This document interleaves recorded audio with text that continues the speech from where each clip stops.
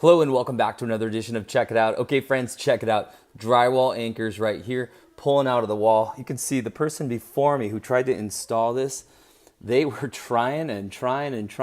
Smaller drywall anchors, bigger drywall anchors, and it just didn't work. This is at the top of some stairs. This is a baby gate. This guy isn't all that heavy, but it's very easy for someone to push down on this, especially kids. I'm gonna show you today how I can install this guy and how I can use a heavy duty drywall anchor like this right here. Got this guy for a little bit more than $10 online. I'll put a link down in the description below, but this is a heavy duty drywall anchor system. I'll show you how it works. So the first step I'm gonna do is increase the size of these holes and make it big enough that I can get this toggle to go into that drywall hole like this right here. So it goes in and out. I don't want it too big, but it needs to obviously fit into there.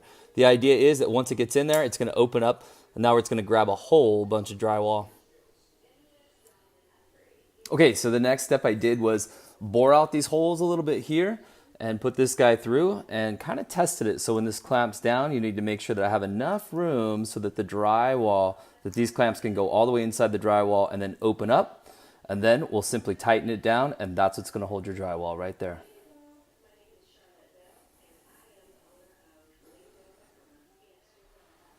Okay, let me show you how to solve one little problem I was having. This has 3 different toggles that all have to go in at the same time.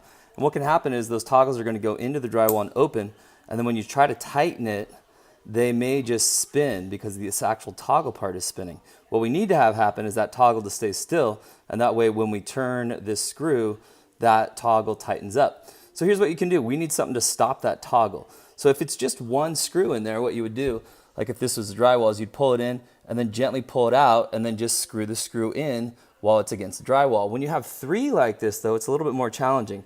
So here's what I did is I just put a 3-inch screw right here and I drilled it in right next to this guy here.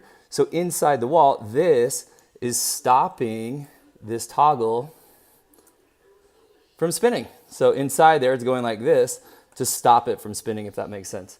Okay guys, so if it's spinning away, try putting a long screw just gently into the side there. Okay, so I needed to do that trick on basically all 3 of my holes. So I just put this guy in here and just kind of guesstimate where it's gonna be inside there, and it worked perfectly well. So once I did that, it stopped it from going.